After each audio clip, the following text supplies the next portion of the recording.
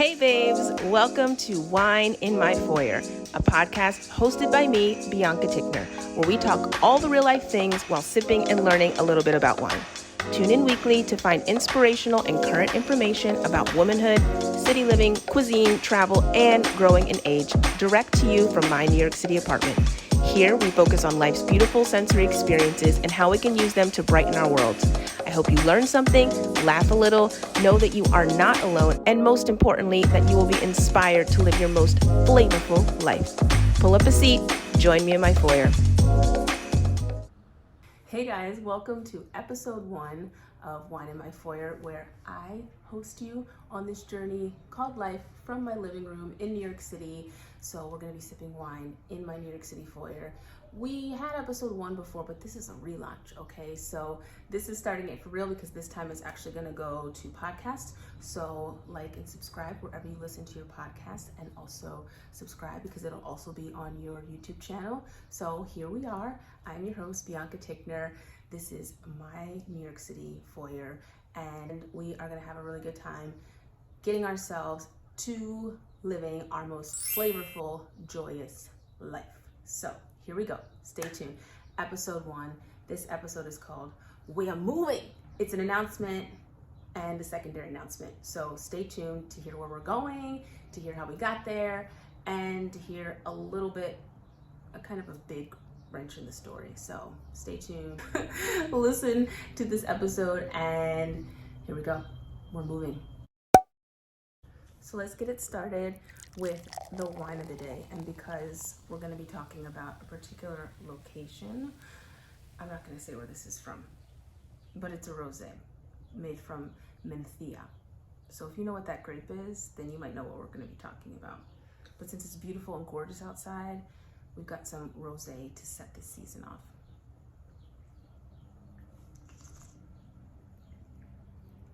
She's good. A little juicy inside. A little bit of sweetness in the mouth. Heavy peach, strawberry notes on the palate. And yummy lemon and rose on the nose. So good. So if you are just joining for the first time, you somehow found this on the interwebs, and you haven't seen my face before, my name is Bianca Tickner. I am a 20 plus year New Yorker. I'm a wife, I'm a mother, I'm a real estate agent, I'm a creator, I am a sommelier. I am also a former dancer. I am also a singer. I currently live in Washington Heights with my 2 kids, my husband, and we are embarking on a journey coming soon. It has always been my dream to live abroad. Over the past few years, I kind of made that my focus. I said, you know what? I gotta go, okay? Like, this isn't working for me anymore. I need to stop living somebody else's dream. So they are. These are, if you're listening, a huge stack of books. 1, 2, 3, 4, 5, 6 books to be exact, that are all based in people living, frolicking, and chasing their dreams in Europe.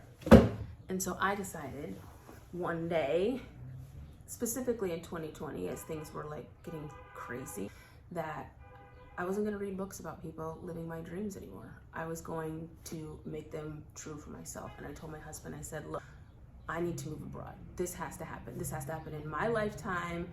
I can't go around with this feeling in my pit of my stomach anymore. I have to live elsewhere. I've made the dream come true of living in New York City. I've had my family here. I've raised some of my kids here. I've done the thing. I've created a family here. I've created a life for us here, but I need to live in Europe. And as we started exploring a little more, I became open to Mexico because I had a friend who moved to Mexico during the pandemic. Mexico was put on the list as options. But in particular, this book here, this one here really got me going. But this one I was like, no way. Like, I seriously still haven't even finished the end of the book. Like, I really like closed it and was like, this is some BS. I'm not going to read about anybody else's life like this anymore. I have to do it for myself. And so now here we are, 2023, 3 years later, we finally made the decision and have things in the works to move to Spain. Yes. Spain. And actually most of those books that I had read, A Year in Provence, Picnic in Provence, this one's called Good to Great. Oh, wait, this is the wrong book. It's actually called Dirt. Dirt by Bill Buford. But that was the one. They're the same color, and that's why I got them mixed up, but whatever. That was the one that I just didn't finish. I was like, screw this. I'm not dreaming about anybody else's life anymore, and so we're moving to Europe. So, backtrack a little bit. So 2020, I'm sitting on my couch and I'm like, I'm pregnant with my second child. And still, even at that point, I was like, I'm getting this kid out and we're getting the heck out of here. I was pretty traumatized by what had been going on TV, and it also just brought up a lot of things. You know, a lot of people had their great resignation, or they had, you know, I'm gonna do something different. And for me, it was like, no, this is something that's deep inside me. I'm not going to ignore it anymore. I need to get to another country. I want my kids to speak another language fully. I want to have this dream, or live this dream of living somewhere else and speaking another language and enjoying another culture. So the very next year in 2021, I said, let's explore Mexico. So we spent about 10 days as a family, took the kids to Mexico. We were still in the middle of the pandemic. And I went to San Miguel de Allende. San Miguel de Allende is like the #1 place in Mexico, and I think in the world, according to Condé Nast, as to where you should be traveling. It is a absolutely gorgeous town. When we went there, I was like literally serious about this, okay? I met with a real estate agent. I'm a real estate agent, so I was not trying to waste her time, and I said, let's see places, let's see how things cost, let's see what it looks like to live here. I contacted schools, I priced the whole thing out. Like, when I research something, I don't mess around, okay? Like, I get all of the information. So I figured it out top to bottom what it would look like in San Miguel de Allende. But when we got back, my husband and I kind of looked at each other and we were just like, you know, it's a little bit too small of a town, even though we did like that and we loved it. It's a great place to visit. We were like, it's a little bit too small. We joined all these Facebook groups. There was a lot of like negative talk on there. We just didn't like kind of what the scene could be. But most importantly, it was too small and it was too far away from like a major airport. Like, you have to drive like 2 hours from Mexico City to get there, or an hour from their local airport. It didn't have enough happening. Coming from New York City was just a lot bit too small. So that's 2021. 2022, we were like, okay, where are we gonna go?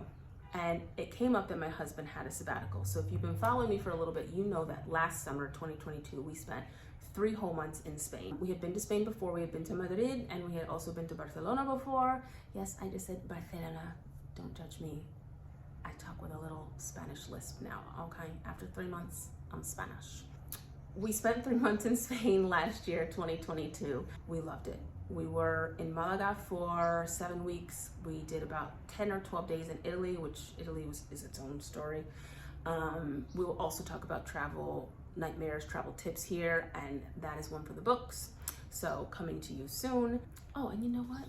Let's take a break for our sponsors, the ones that we don't have yet, because I need more subscribers. So if you're watching this, this is your time to help me get to the place where I have some sponsors. So hit that like button, write a beautiful comment, and subscribe to my YouTube channel. 2022, we are in Spain. We are in Malaga, and then we spend like 5 or 6 weeks in Barcelona. During that time, we just fell in love with Spain. I mean, the weather, especially the people in the south, they're so lovely, they're so amazing, they're so kind, they're so friendly, and it is just such a family-focused culture. Things move a lot slower, which takes a little bit getting used to, but the weather, being right by the beach, the food, the freshness of the food, we just loved everything about it. We looked at each other when we came back and we're like, how can we make this happen? We love it here. How can we make this happen? This is where we want to be. And there was a visa that was coming out that looked like it could work for us, but it hadn't presented itself yet. And you know, it just seemed like the only way we were going to be able to get there is if one of us got some type of job through Spain. My husband, who has previously taught in schools before, he was like, okay, maybe I can get a job teaching, right? That's what a lot of people think. I speak English, people need to learn how to speak English. Maybe I can get my teaching job there, because he has taught in schools here. We tried that, we worked our connections, but it didn't really work out. Then January of this year. I just happened to be scrolling on something. I looked and I was like, wait, what does this say? What does this say? And I was like, wait, do we fit into this? And I was like, oh my gosh. It looks like as a freelancer, which I thought was the worst thing, because I was like, what kind of skill sets do I have to get some type of permanent Spanish job? Ended up being our saving grace. There was a new visa that launched that we were waiting for, but we didn't know the details about it. And the details came out, and it was happening. Like, as soon as I read it, I said, oh my God. I texted my husband. I was like, we can freaking go this year. It's gonna work according to the parameters that the Spanish government gave. We can go with me being a freelancer, and we can, like, our dream is coming true. Like, I mean, holy shit, it's happening. Like, I read it. My best friend was here, and I was just like, my whole body got chills over. It was like, oh my God, we can go with our current situation, the way we work now. I'm happy about the fact that 2.5 years in the making, that, you know, a dream is coming true and is soon to be realized. And it's funny because when I think about it, about all the books that I read and all the time I spent dreaming and all the time that I spent, you know, working on my Spanish last year, and just all of the preparation that we made, all the dreaming, all the researching that I did, and it just, yeah, I'm not there yet. I'm not in Spain yet, and I'm not drinking my Rioja and my Manchego and my jamon yet. But just to think about how close we are to being there, it's really humbling.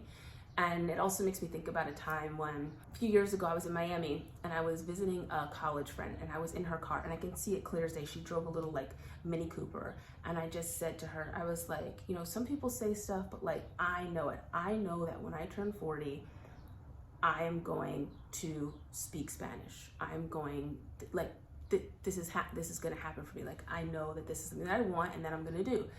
And lo and behold, a few weeks ago, I turned 40. Yes, 40. And I'm not fluent. I did say I was going to be fluent. I am not fluent, but I can read and speak and communicate in Spanish, starting from zero as of last year. I did speak a good amount of French, but French ain't Spanish, okay? I did it. I freaking did that thing. And, you know, it wasn't my whole 100% focus over these past few years since I said that. That was almost like maybe 4 years ago that I said that to her, but it's just like, I put it out and I made it happen.